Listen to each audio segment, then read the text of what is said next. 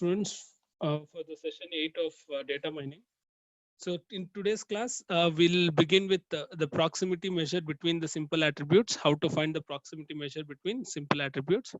So when we consider proximity of number of attributes, generally it is defined as a combination of proximities of the individual attributes. When I have n number of attributes, how to find the proximity measure is we first find proximity measure of the individual attribute and then we try to combine it. So let's first discuss about how proximity between two objects having single attributes are found. For that case, I'm considering as single attributes, which might be a nominal attribute or an ordinal attribute or interval or ratio attribute. So how are we going to find the proximity measure that we will first understand? So in the first case, let us consider objects described are of nominal type attribute. Say consider I have a nominal type attribute and how am I going to find the proximity measure in case of nominal attribute? So when I say nominal attribute, as we have already studied, this nominal attribute always conveys information about the distinctness of the object. While studying about the types of the attribute, we have come across all these, right? So we have thoroughly understood what is the definition for nominal attribute, and also we have taken few examples and understood it, right? So here, what we have to do is, in if it is a nominal attribute, we have to just see whether the objects have same value or not, as nominal attribute is going to tell us the distinctness among the objects present. Distinctness among the objects present. Our aim or our job here is to check whether the two objects are having same value or not. If we are able to differentiate that, whether the two objects, say consider I have x and y as the two objects. So suppose if x is equals to y, in that case, if x and the y value are having same value, x attribute and y attribute are having same value, in that case, I can tell that similarity will be equal to 1 and dissimilarity is equal to 0. So what do you mean by similarity equal to 1? Which means that we know for similarity or dissimilarity, value ranges from 0 to 1. In case of similarity, it ranges from 0 to 1. And in case of dissimilarity, generally it ranges from 0 to infinity. And we also are able to bring it down to 0 to 1. That is possible, which we have seen with respect to the transformations which we have studied earlier. So when I say for a nominal attribute which only deals with the distinctness among the objects, what I will check is I will see whether x is equals to y or not. If it is equal, then I can tell that those two objects or those two attributes are similar. That's all. So similarity will be equal to 1. Dissimilarity will be equal to 0. Suppose if x is not equal to y, if x is not equal to y, so which means it is not similar, therefore similarity value will be equal to 0 and dissimilarity value is equal to 1. So in case of nominal attribute, you will either have value as 1 or 0 for either similarity or dissimilarity. So if x is equal to y, similarity will be 1, dissimilarity will be 0. If x is not equal to y, then similarity will be 0, dissimilarity will be equal to 1. So this is how we can find the proximity measure if the attribute is a nominal attribute. Clear? Now we'll see the second, we'll consider the second case in which let us consider that objects described are of ordinal type. Here I am going to consider ordinal type of attributes. Here the situation is slightly complicated as we have to consider order information into count. So since we know that as already studied, an ordinal attribute is the one in which order of the values becomes very, very important. And hence here we will have a slightly complicated issue. So, but even then, there is a lot of confusion with respect to providing a suitable approach for this kind of attribute. Keeping ourselves limited with respect to various options and keeping in mind that much of the information is not provided, one standard approach is given.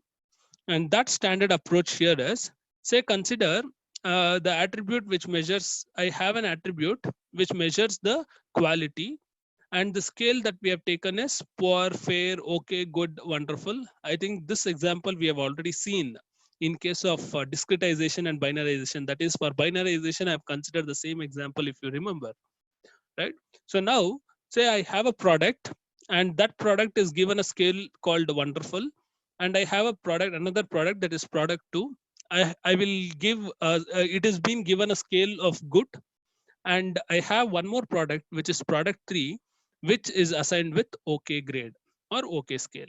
Now if I want to find the proximity of it, I can tell that product which is assigned wonderful is very much closer to the product which is having a grade of good, and it is very much farther to the product which is been rated as okay.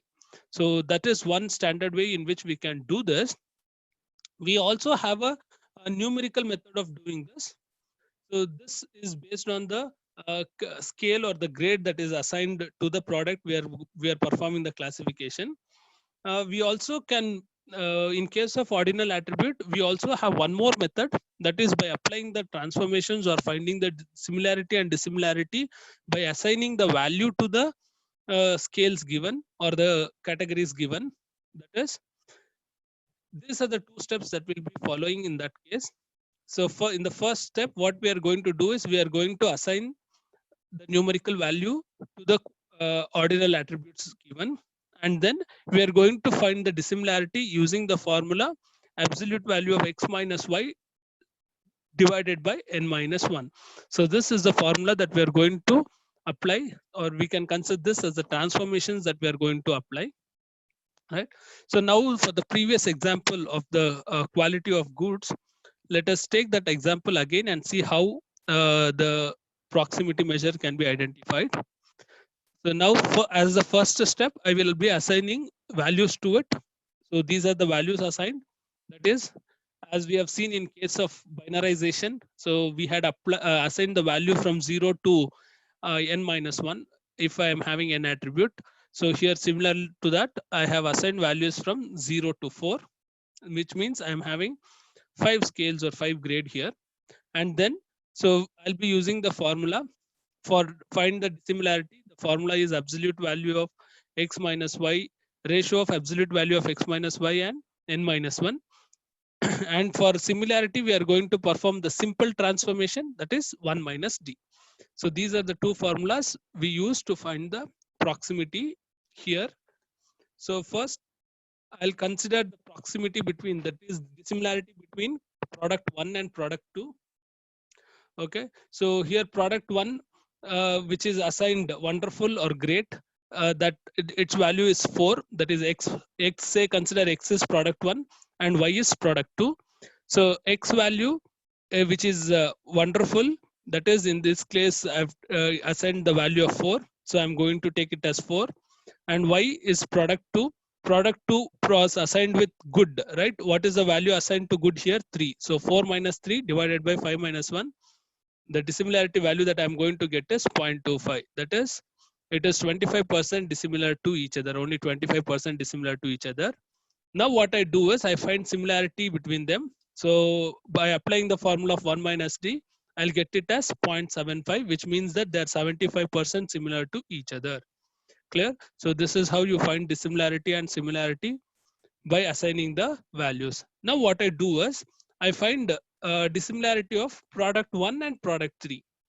So the formula, according to the formula, product 1 is assigned with the value 4, and product 3, which is rated as okay, is having an integer value of 2. So it is 4 minus 2 by 5 minus 1, which is nothing but 0.5. That is, it is 50% dissimilar to each other. 50% dissimilar to each other. And if I want to find the similarity of its similarity should be less, right? So less than the previous one.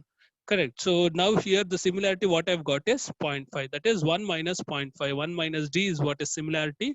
So 1 minus 0.5, I'm going to get it as 0.5. So you compare either dissimilarity value or similarity value to identify the proximities. Now I can tell that product 1, which is having a lesser dissimilarity with product 2. So product 1 is closer to product 2 than product 3. So by this is a numerical way in which we can find the proximity of the ordinal attribute. The previous case I had taken only the based on the ratings I did, and here I have taken based on the numerical value, right? Next is for intervals, interval or ratio attribute. If I have, this is the third case, if I have a interval or ratio attribute, what are the possible transformation, or what is how we can identify the similarity or dissimilarity. So in this case, we will have dissimilarity values lying in the interval 0 to infinity rather than 0 to 1. So here the standard approach for dissimilarity measurement is to just find the absolute difference between the values of the two objects considered. So I'm going to, here the dissimilarity is nothing but absolute difference between the values of the two objects. And for finding the similarity in this case, we can use the same methods as described in the transforming similarity to dissimilarity, which we have studied earlier. That is, either of these formulas can be applied to find the similarity measures. Clear? So this is how you find the proximity of the simple attributes. For in case of nominal, it is just nothing but the distinctness.